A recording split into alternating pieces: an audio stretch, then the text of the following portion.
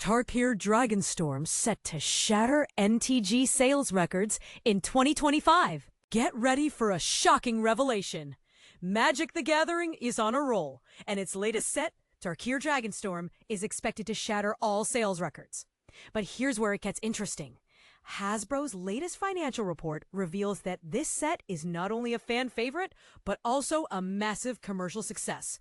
According to Hasbro CEO Chris Cox, Tarkir Dragonstorm is on pace to become the top-selling Magic Premier set of all time. Now you might be wondering what exactly that means, and we're about to dive into the details. It's essential to note that Cox's definition of Premier set likely excludes universes beyond releases, such as the incredibly popular Lord of the Rings and Final Fantasy sets. However, this distinction is crucial as it highlights the impressive performance of Tarkir Dragonstorm within the Magic the Gathering universe. But what does this mean for the future of Magic? Will Wizards of the Coast be able to replicate this success with upcoming sets like Lorwyn Eclipsed? Only time will tell, but one thing is certain: a company is on the right track. And this is the part most people miss.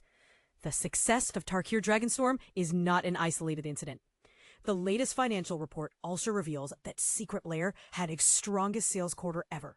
MagicCon broke consecutive attendance records in Chicago and Las Vegas, and backlist Magic sets achieved an all-time annual sales record. The numbers are staggering, with Magic's revenue increasing by 23% in Q2 year over year, from $336 million in Q2 2024 to $412 million this quarter. But here's the question: can this growth be sustained? Hasbro expects to see percentage growth continue in the high 20s in Q3, driven by the record-breaking success of Final Fantasy, increased sales for backlist titles, and anticipated results for Marvel's Spider-Man and Avatar: The Last Airbender. Now we want to hear from you. How do you feel about Magic's unending growth? Do you think the company can keep up this momentum, or will the market eventually become saturated? Join the conversation on our Discord server and share your thoughts. And if you're looking for more Magic the Gathering content, be sure to check out our guides to the best MTG commanders and top MTG arena decks. But before we go, let's address the elephant in the room: the IP tie-in strategy. Love it or hate it, the numbers don't lie. It's a sound strategy that has contributed significantly to Magic's growth. But is it the right approach for the game, or is it just a quick fix? We'd love to hear your thoughts on this controversial topic. So, what do you think? Is Magic's growth a good thing, or is it a sign of trouble to come? Let us know in the comments. Magic the Gathering: Final Fantasy breaks records. How it became the best-selling set in one day. Imagine a scenario where a card game expansion becomes the highest-selling set in its decades-long history within just 24 hours. Sounds almost unbelievable, right? But that's exactly what happened with Magic the Gathering Final Fantasy. This highly anticipated expansion, which combines the beloved fantasy world of Final Fantasy with the strategic depth of Magic the Gathering, has taken the gaming community by storm. GameSpot may receive revenue from affiliate and advertising partnerships for sharing this content and from purchases through links. Final Fantasy's success is evident in its sold-out status across most local game stores and major retailers. During Hasbro's recent quarterly investor call for Q2 2025, the company unveiled some staggering numbers. Magic the Gathering Final Fantasy achieved sales of $200 million on its first day of release. This is particularly impressive when compared to the previous collaboration set, The Lord of the Rings, which took a full 6 months to hit the same sales mark. Hasbro CEO Chris Cox shared that the company had significantly boosted production runs for Final Fantasy, increasing them 4 times before the release date. Despite these efforts, the demand still far exceeded supply. "We couldn't produce enough," Cox admitted. "It was substantially ahead of any other production run we've ever done, and we left the market wanting more." For those eager to get their hands on the Final Fantasy cards, there's good news. Hasbro CFO Gina Goddard confirmed during the call that production would continue. "We're continuing to produce this set," Goddard stated. "We believe it's going to have a huge long tail, so there will be plenty of opportunities for collectors and players in the future." While fans eagerly await restocking, the excitement doesn't stop there.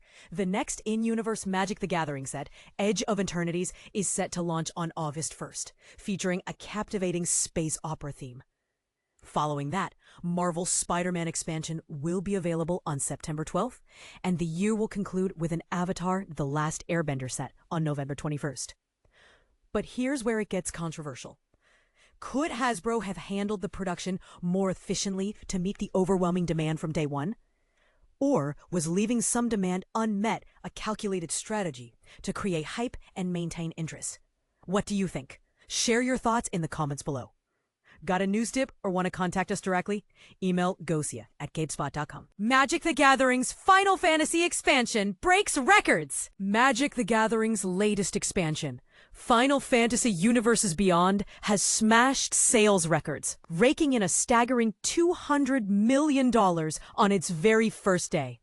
This phenomenal success makes it the fastest-selling expansion in the game's history, surpassing even the highly anticipated Lord of the Rings set, which took 6 months to reach the same revenue milestone. The demand for the Final Fantasy-themed cards was so overwhelming that initial stock sold out rapidly, leading to temporary shortages across various retailers. But here's where it gets controversial. The surge in popularity not only boosted sales of the Final Fantasy cards, but also drove up the prices of non-Final Fantasy cards that synergize well with the new set. This unexpected side effect has sparked discussions among the community about the impact of cross-universe collaborations on the game's economy. Chris Cox, Hasbro's CEO, highlighted the expansion's success during the Q2 earnings call, noting that it attracted more new players to physical stores in just 2 weeks than any other set has in a 12-week period. Cox also revealed that the company had to increase production runs 4 times before the release due to unprecedented demand.